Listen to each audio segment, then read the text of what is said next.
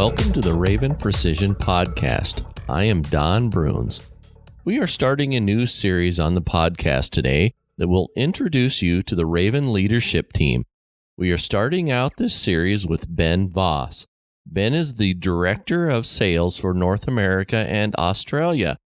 First things first, I have to apologize for the recording quality of my voice on this podcast, but Ben comes across loud and clear. So, Ben, I welcome you to the podcast.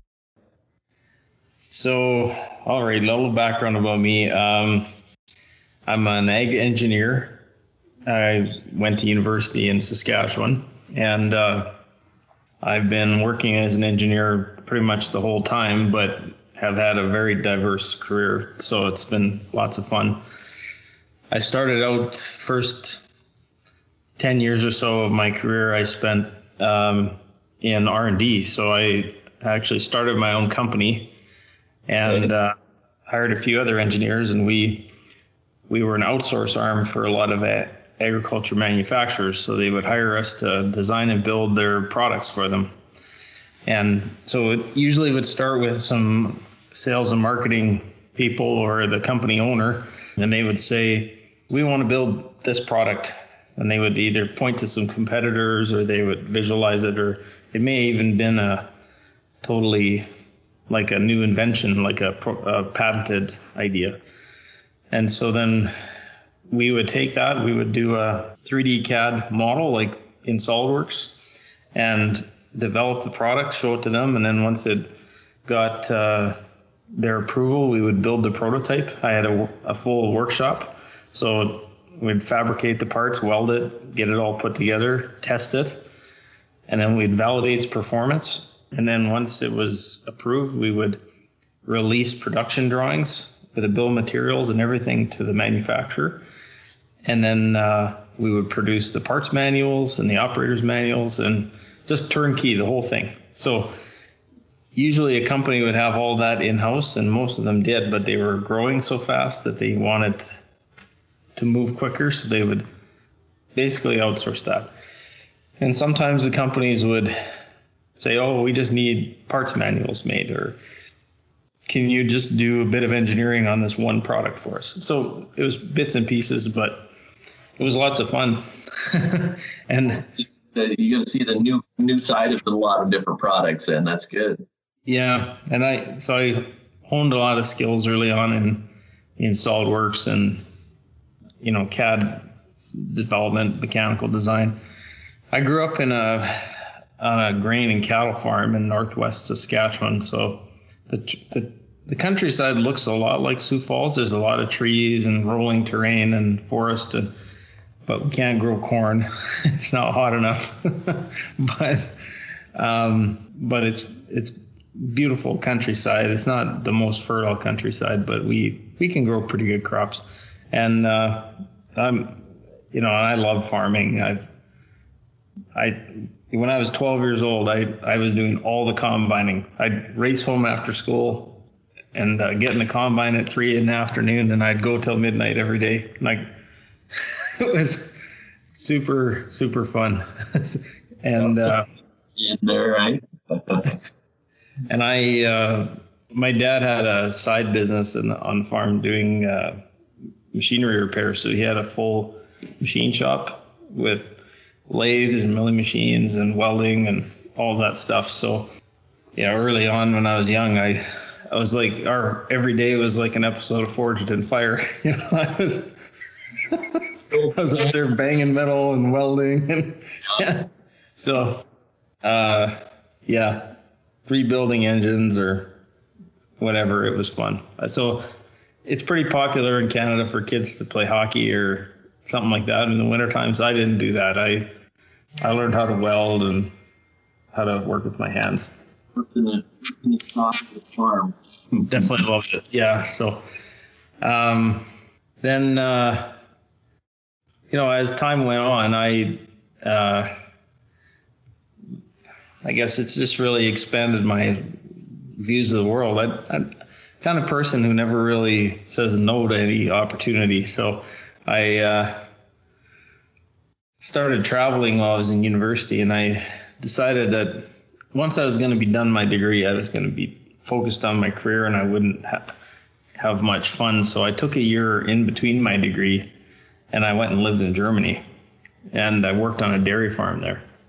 And so then I learned a bit of the language and traveled all over Europe and visited dozens of farms, and it was really interesting.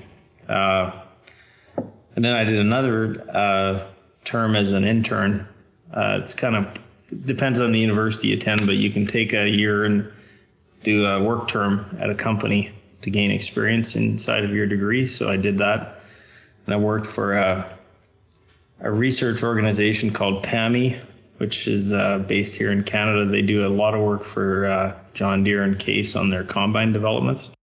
And so I actually was in Kansas with a crew testing a new combine prototype one summer. And then the later half of the year, I did a second internship with air seeder manufacturer called Bourgault. And let's see, missing one thing. One other summer job I did custom harvesting. So I was in a combine crew, started in southern Kansas and went all the way through. Didn't come to Sioux Falls, but was in western South Dakota, all over the place, cutting wheat. So I spent all of July and August, and I drove truck and did all the repairs. And summer out in the wheat in the dust. So yeah. So I've been to lots of little towns through the Midwest, stayed in lots of Super 8 hotels, and ate at every Subway location.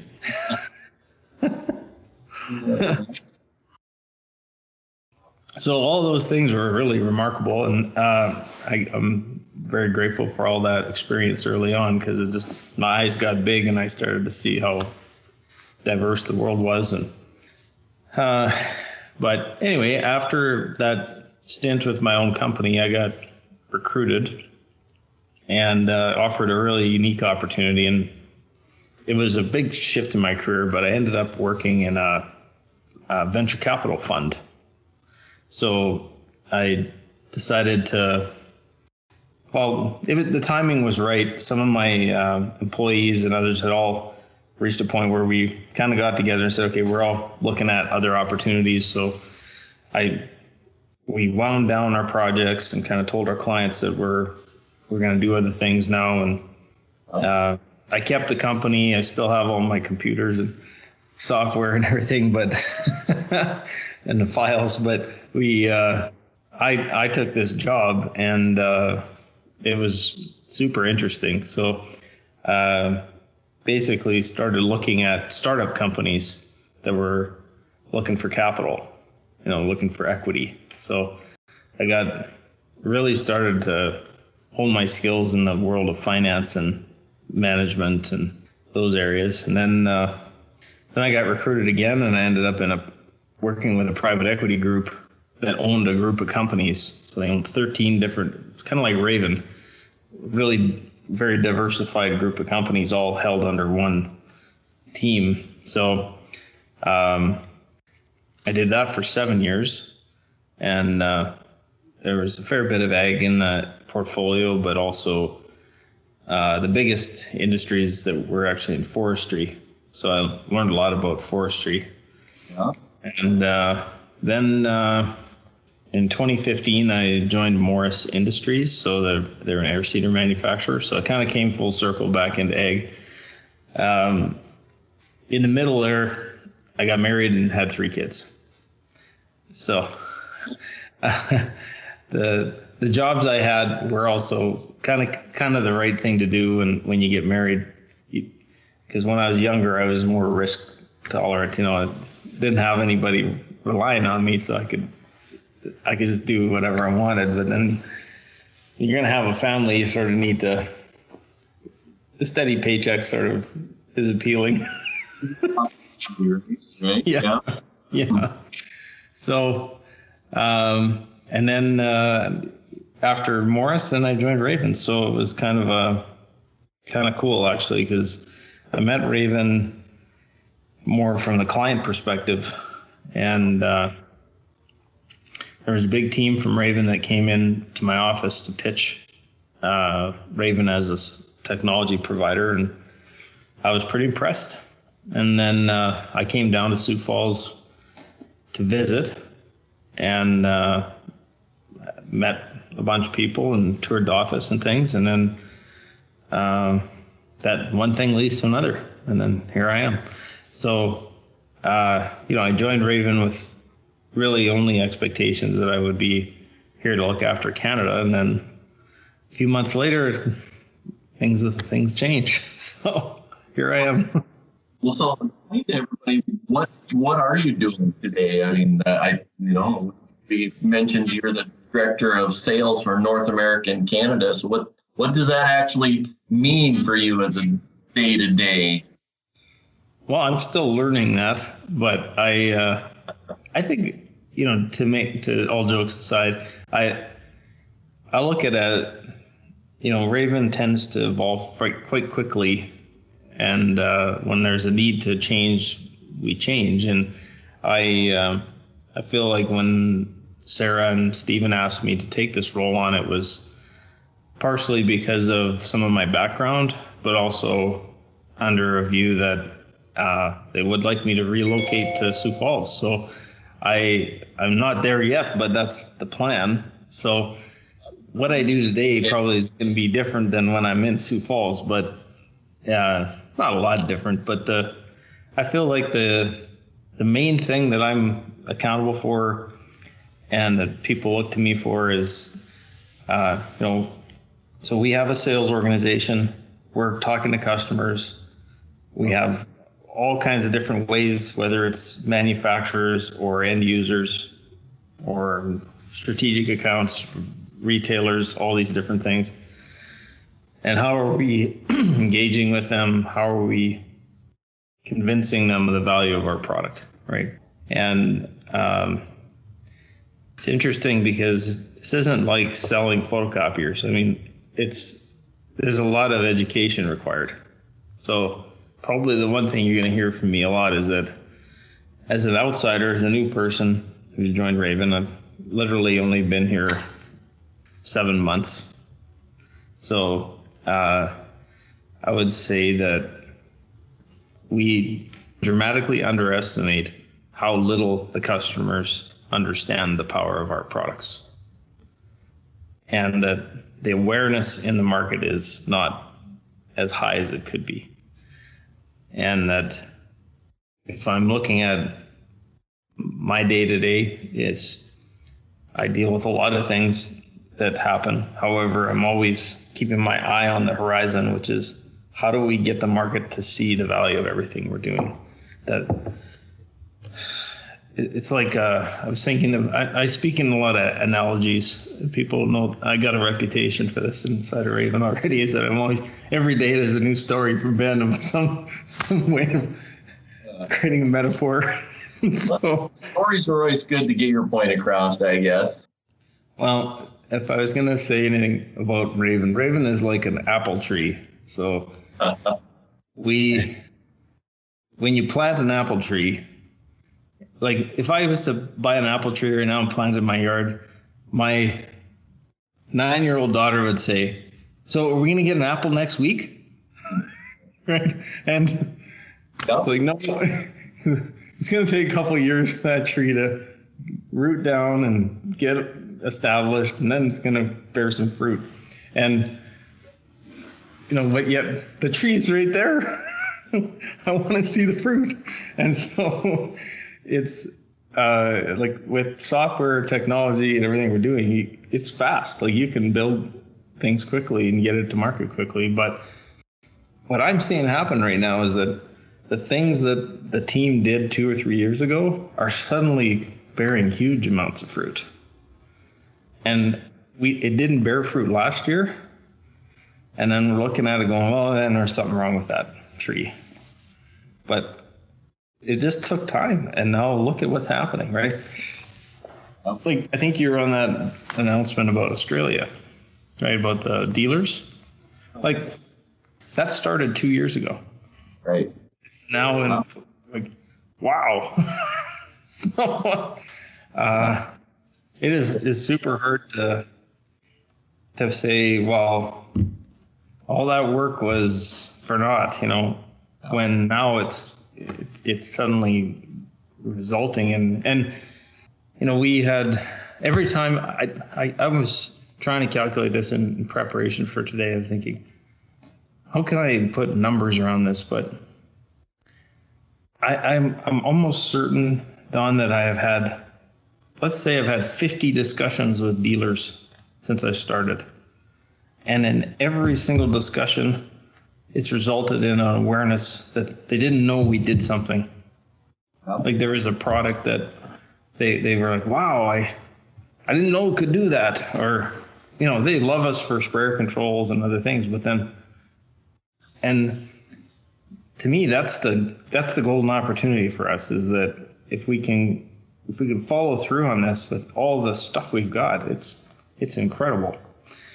So that'll be the core, I think, of most of what I'm going to be doing, is trying to see how do we get that message across? How do we ensure that those groups have all the tools they need to understand what Raven can do for them, and that eventually we see Raven across the whole farm, right? It's just it's not just boom height control or a rate control or a steering.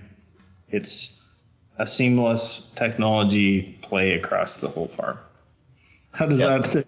Well, no, I'm sitting here thinking, Ben, and I shouldn't do that because it's talking. So, but no, I mean that's a great vision. If you think about that vision for moving forward, it's as a technology company moving into, as you're growing and expanding, and we're adding to the apple tree, we're adding a new branch to it, and start moving into autonomy and other things. And it just makes sense to look at it in those types of ways. And it's taking time to grow that and expand that and communicate that, because it depends on what market we're in. I completely get that. And like you mentioned, Australia, well, getting our opportunity to grow that business takes time to expand and communicate and work with teams in place to make sure everybody knows our capacities out there. And that's one of the things we're doing today is our podcast is used for communicating information about those products. And today it's this Meet the Team and their visions and the things that how we as a company vision out how we're going to be successful and make you as our customer successful. So, yeah, that's great. All right. And a lot of this is it almost can come across like, well, we haven't been doing this right, or something's been wrong. And I don't want that to be the message at all. Like it's what I see has happened is that everybody's just been doing their best in the circumstances we've had, and you can't. I don't like to look in the rearview mirror and say, let's drive the car backwards. I'd rather say we've got tons of great stuff. Now let's figure out what to do with it. I don't ask the question like, well, why don't the dealers know? Like, what have we been doing wrong? It's not like that. The dealers don't say, Raven, you didn't do a good job of explaining this to me. It's just coming into its own right now, and like I used another reference once that, like I had the benefit early in my career. I sat on a phone company board for 6 years, and it was in the early 2000s when cell phones were just starting to take off. And when I joined the board, it was when the first BlackBerries were coming out, right?